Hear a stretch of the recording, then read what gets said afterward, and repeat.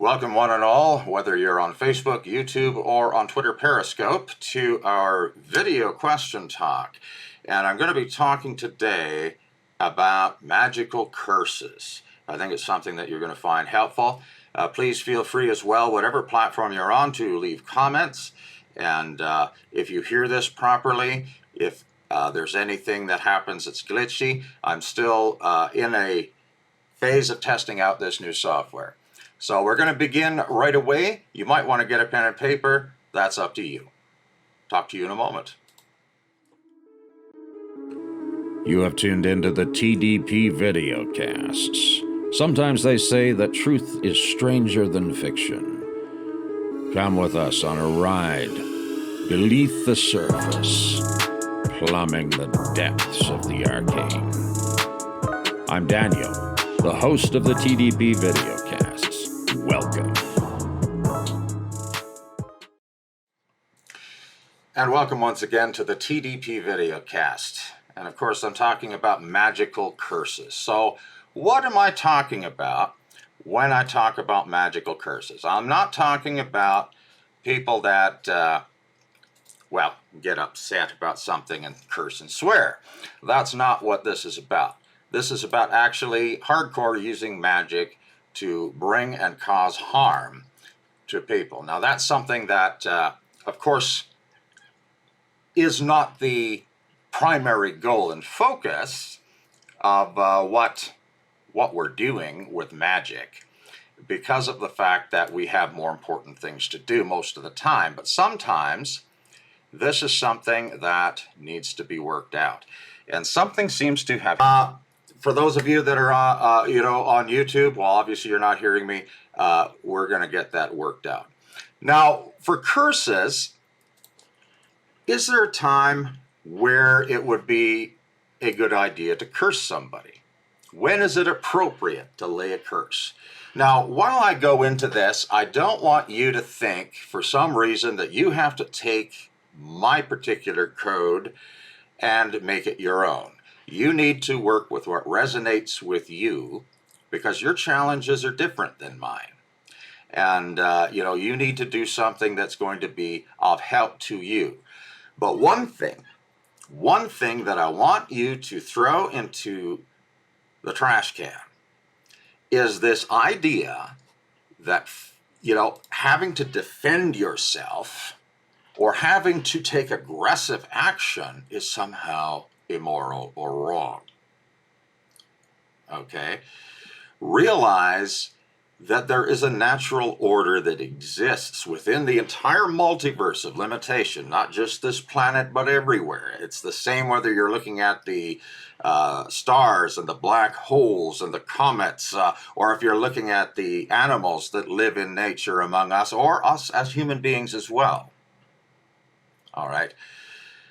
There is a natural order that has nothing to do with the moral constructs of humanity in their philosophies of ethics or their religious belief systems. Now, you can accept that if you want. I'm not going to tell you that you shouldn't do this or shouldn't do that. You have to do what resonates with you, like I said before. However, understand with your eyes wide open that that's not how the things of life and death actually work. Try to live with that idea that defending yourself or hunting or doing something is wrong. If you have to go live out in the wilderness, it's not going to work very well. All right? I know if you go to southern Alberta, we have rattlesnakes there, and some of them are pretty venomous, because of course there's many different kinds of rattlesnakes, and some of them are more venomous than others. Well, you go down there and walk in the Badlands of Alberta in your bare feet, thinking that all things are nice and sunshine and rainy. All of a sudden you hear and you feel a very intense pain as it bites you and injects you with venom. All right? Or if you go into, let's say, one of the parks, like Banff or some of these other places in eastern Alberta that are in the Rocky Mountains, and you come across a grizzly bear. they don't give a sweet toot about your moral code. They're going to do what's in their nature to do. And if they're not interested in you, count yourself lucky. And if not, you might have a really bad day. All right. We need to get away from that idea that, the truths with a small t of ethics are the guiding star of our lives, because they're not. We may try to live that way, but just wait until it's a situation where it's do or die.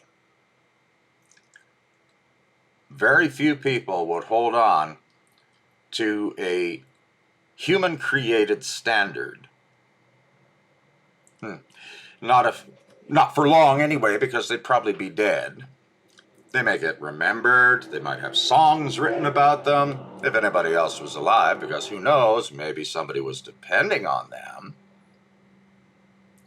You see where I'm going with this? You see, when we adhere like it's absolute truth to the philosophies and religious theologies that tell us this is right with a capital R, this is wrong with a capital W, because of course it's W-R-O-N-G. Well, then if we don't follow that, like a good little sheep, we feel the most worthless emotion, the most mind-enslaving emotion of all, guilt, self-recrimination. All right. What we need to do, first of all, is look at what resonates with us. What is our context? Maybe we have a family that has really good connections between one another, or a community that we live in. There are many layers to this, okay? But it's something that we agree upon in that context as being something that is good because it's helpful, or bad because it's not helpful. And that's really how our ancestors, no matter what group of people or culture that you are descended from, lived. It wasn't good or bad because some god said it was good or bad. It was good or bad in their ethical code because it was either helpful to the tribe or it wasn't, or it was helpful to the family or it wasn't, or it was helpful for that person or it wasn't. All right? Take a look at some videos where you see the lioness attacking the zebra. All right? The zebra had a really bad day. But the lioness was thrilled because she got to eat. So all of this good and bad, good and evil, is based upon your point of view and where you are in it. Okay? Never apologize for yourself. Now, if you're playing the hypocrite and going around and, pretending to be something you're not, well, then there is some stuff to apologize for, because you're actually living somebody else's idea of who you are, not being authentic. And that's what's really key. So, laying a curse, well, I'll tell you what I use as a kind of criteria, and I don't always use it, but I'd say a good percentage of the time I do. Things that I could get off my backside and deal with my own self, I don't bother using magic for. If somebody has offended me, I'm not going to sit there in my temple and call out their name before the dark gods and curse them, when I could simply pick up the phone or go over to their house and tell them, hey, what I caught from your actions was this. Is that what you meant? And maybe they'll say yes, maybe they say no. Okay? Maybe there'll be some other form of retribution that'd take place, if I thought it was worth my time. Now, if somebody, however, were to use magic against me, I have no problem striking myself. Because, hey, they started this game. I'll finish it because I have more important things to do, and my anger, it would be more in that situation that I was drawn away from my focus, like that fly that buzzes in your ear and you're trying to meditate and finally you smack the thing. Okay? You may have a different criteria for how you deal with things. Personally, going along the same lines, I don't look for opportunities to curse people. That's not my thing, because I've known people that have, the slightest little thing, let's curse them to death. Come on. Really? Why would you do that unless it was something that was worth the expenditure of energy? If it was worth your time to do. Now, realize when I say that sometimes there are, whether they've been a threat to you or not. Sometimes the circumstances are very gray, but the effect is still such that nothing would silence the issue and give the same level of gratification as laying a curse on them. Very rare has it been that I have ever done that. But it could happen. And I'm sure if you are honest with yourself, it could happen where your practice is concerned too. But I like to follow the advice that was given to me by my father, who was a professional fighter for a long time in his younger days. And when he trained me how to fight, when I was a young lad, he told me, don't go out of your way to start a fight, but make sure that if you get in one, you're damn good at it and you finish it.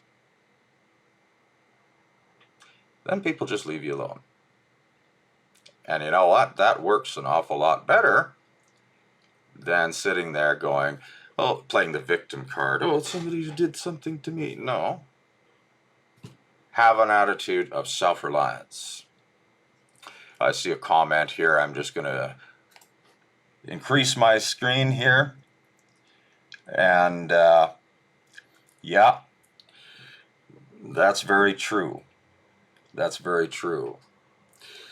Now, one of the things that can happen as well when you are working with curses is the conundrum of, should you use that curse to teach someone a lesson, or should you use death magic? And by death magic, I'm not talking about necromancy in this case. That could be the case in other things that I may talk about. And death magic in the aspect of necromancy is more dealing with the energies of death as a means to communicate with the dead and to work with the underworld. What I'm talking about in this broadcast is about actually sending magic to make someone die. All right. Oh, but that never works. Yes, it can.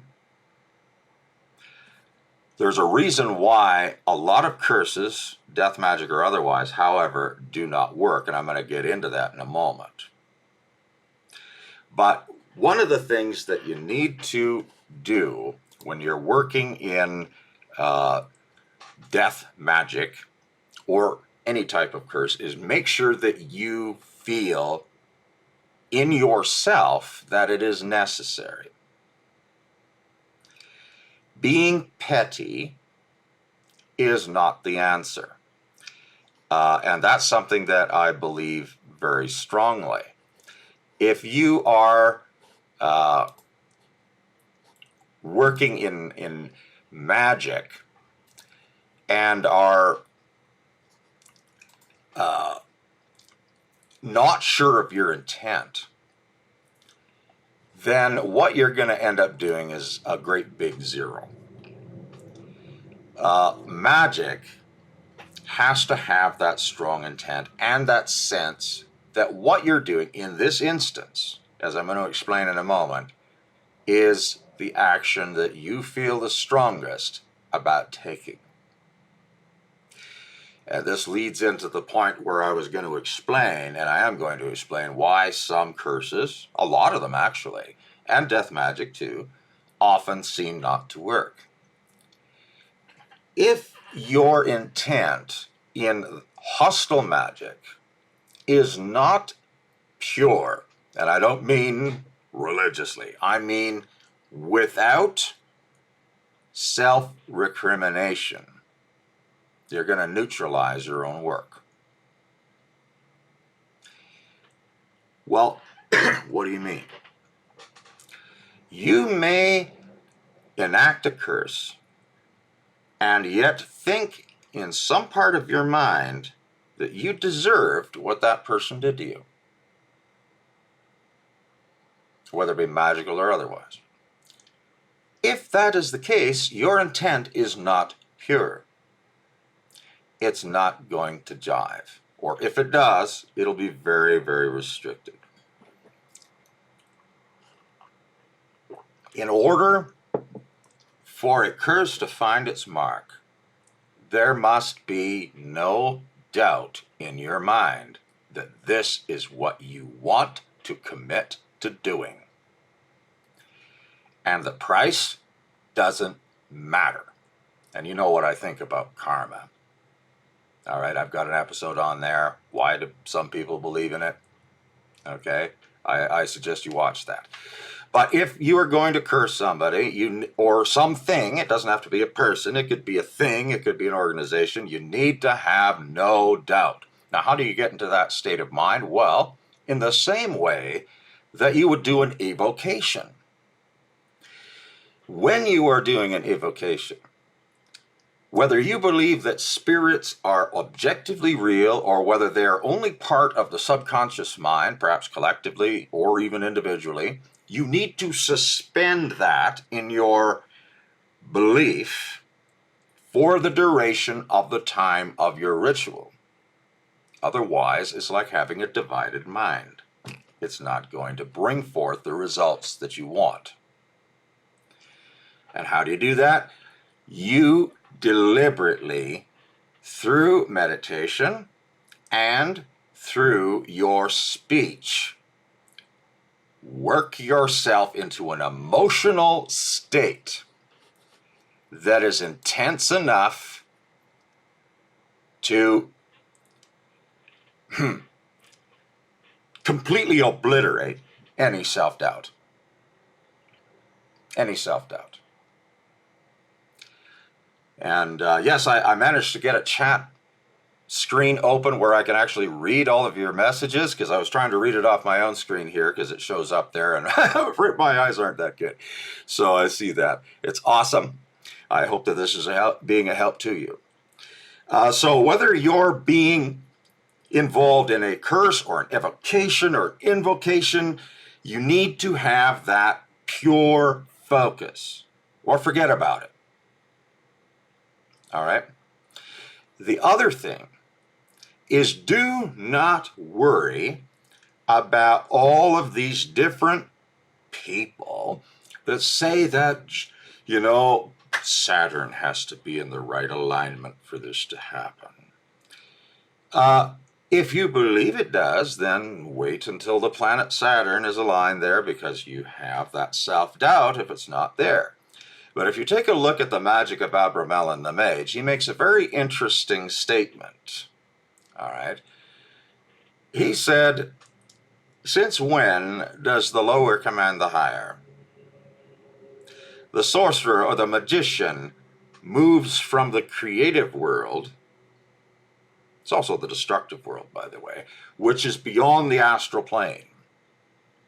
And through the astral plane works the magic. Whereas the stars and the planets have their intelligences within the astral plane." So if something were to happen to you, and this is Abramelin continuing here, that was very bad, let's say an act of Saturn's power, would Saturn wait for the day and hour of Saturn to make it come to fruition in your life? No, and so neither shall we, he concludes. we need to understand that we can use all of the different things that we can find around us, whether it be incense or candles. You can have as ornate a temple as you want, or as bare bones a temple as you want, as long as you have the things that are there to help you with your focus and intent. But never think that those things are truth with a capital T. They are merely there to help you focus. You see what I mean? And so you need that pure focus when you're doing works that are of a positive nature. You need it more so when you're doing works of a negative nature. Well, why is that? So many people say that it's easier to do negative magic or hostile magic. No, not really. So somebody who said that hasn't done it very often.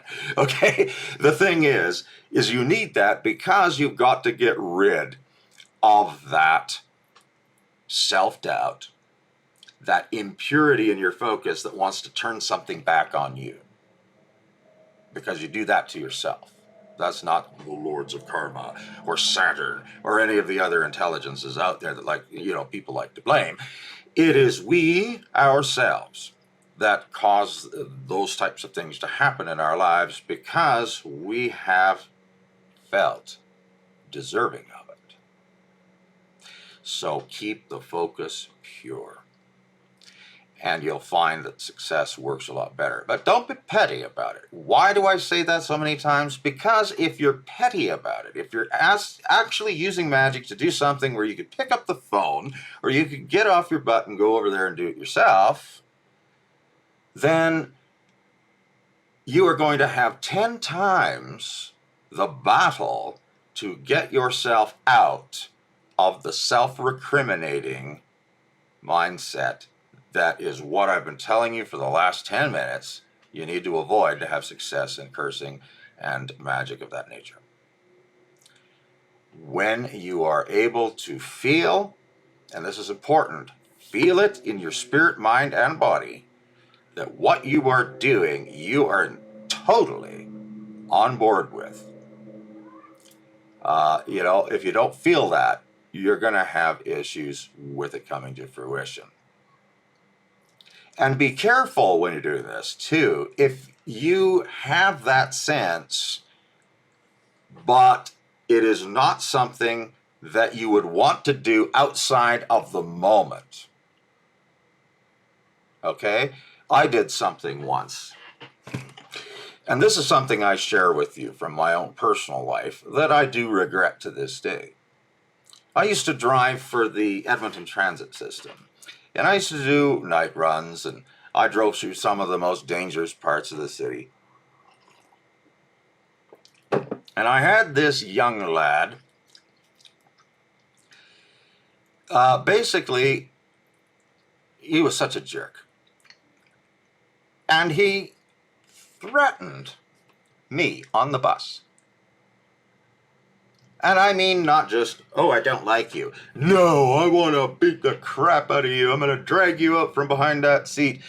Now, of course, he didn't know how tall I was because I was sitting down.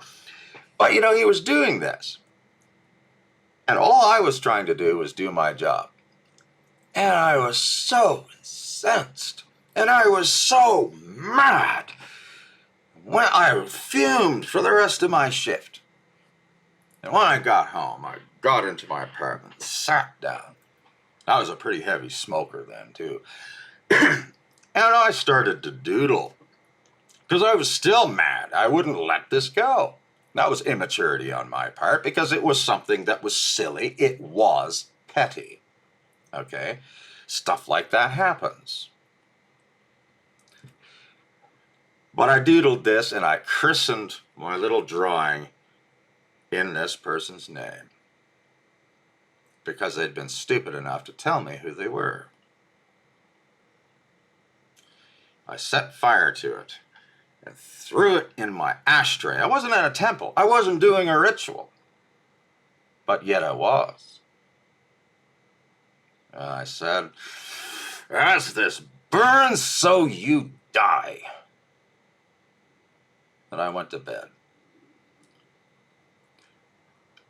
I got the newspaper. About 2 days later, the Edmonton Sun, front page, I saw this young lad's face. He was maybe about 18 years old. Some rival gang, because he was a gangbanger, had gone to his house and stabbed him to death with a butcher knife on his front step while his mother looked on. And I said, I didn't realize the spirits were going to take me seriously on that one. So you understand two things from that little story. One, of course, that you got to have that purity of focus and the feeling behind it. And if you are in that state of mind and you practice magic,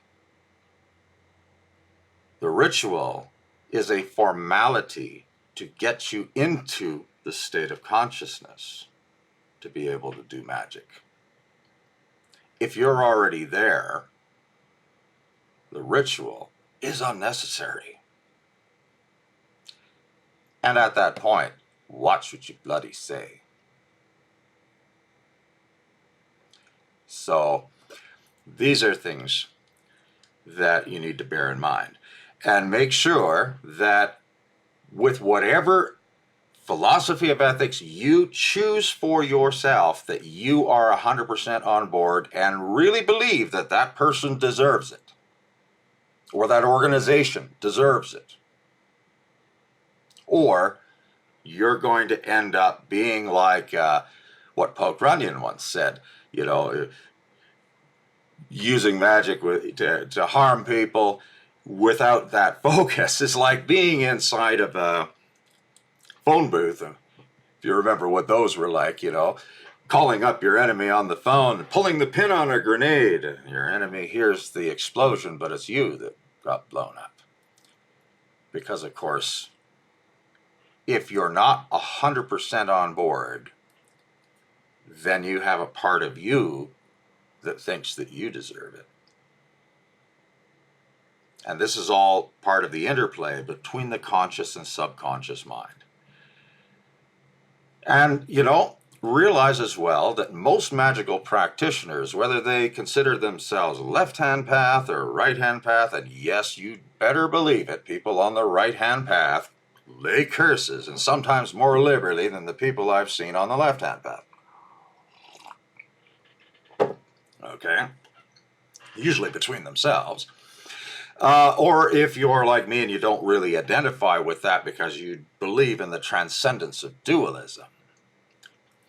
The thing is that you've got to have that focus, and that belief system needs to be one that is not indoctrinated into you by someone else, but something that you freely chose because you saw the wisdom in it with your own spiritual and physical eyes.